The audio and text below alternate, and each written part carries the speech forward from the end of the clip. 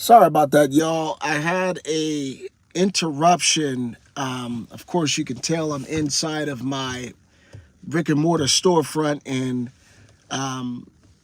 one of the stylists came in and they had to take care of a client. So I had to come to the car to make sure I finished this. But real quick, the point that I left off at was understanding what a promise is.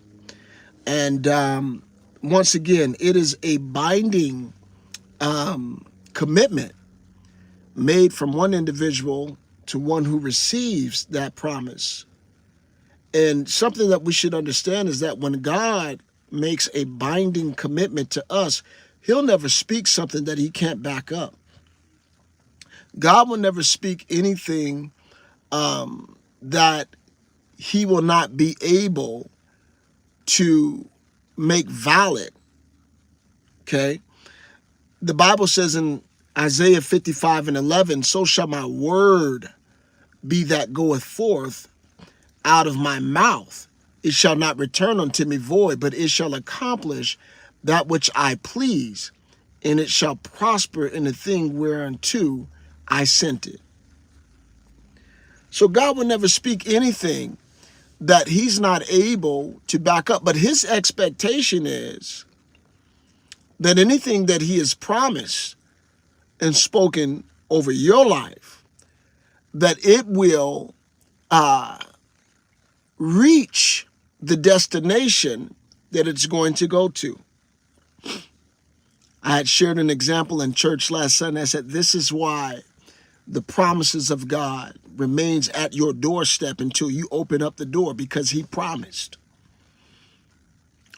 Moving right along. God's infallible promises are made for the receiver. Now, we got to understand when Jesus began to talk about the Comforter, which is the Spirit of God, he then unravels the character of this Comforter in verse number 17. He says, even the Spirit of truth, whom the world cannot receive because it does not see him, neither does it know him. But he says, you know the Father, and he's been with you, and he shall be in you. Now, something that we should understand, in order for us to receive a promise, the promise of God as a gift, in order for us to receive one, we have to believe as a receiver of the gift that the gift that is being presented to us is worth receiving. Why would I receive something that I feel does not have value?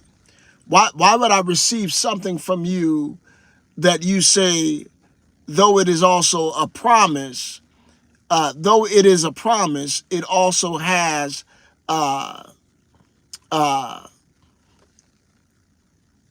the attribute of meeting every need that I currently need right now. If I don't have confidence that what you are presenting to me has what I need, I won't receive it.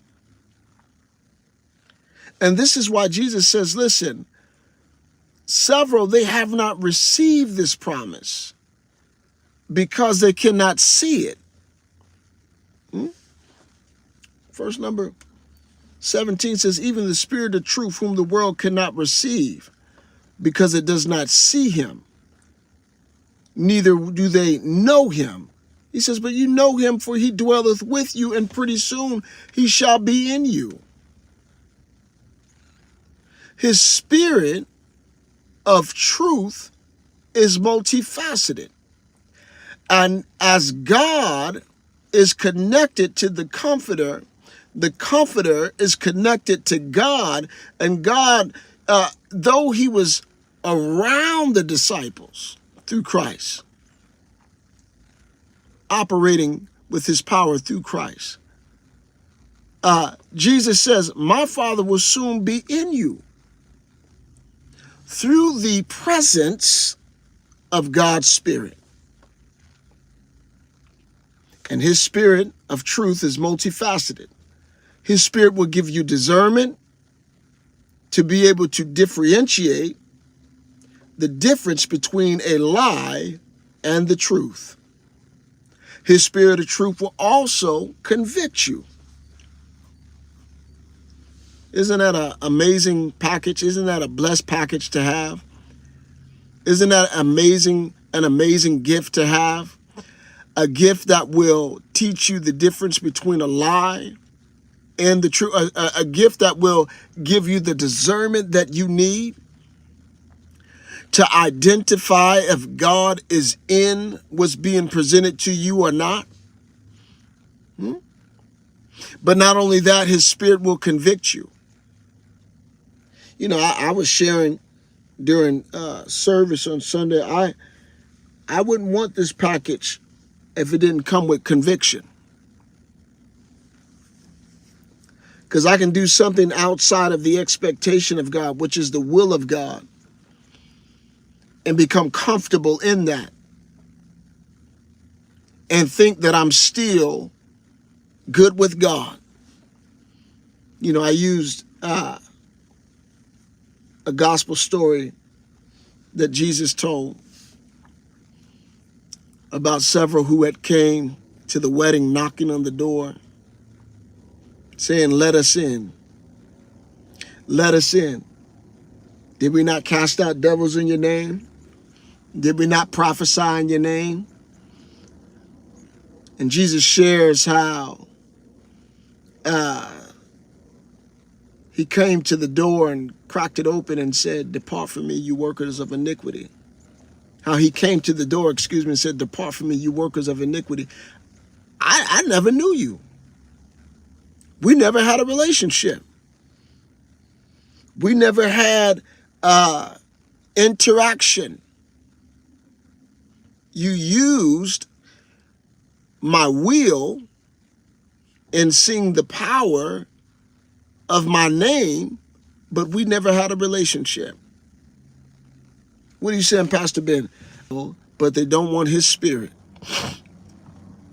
Ain't that a trip? Isn't that a mess?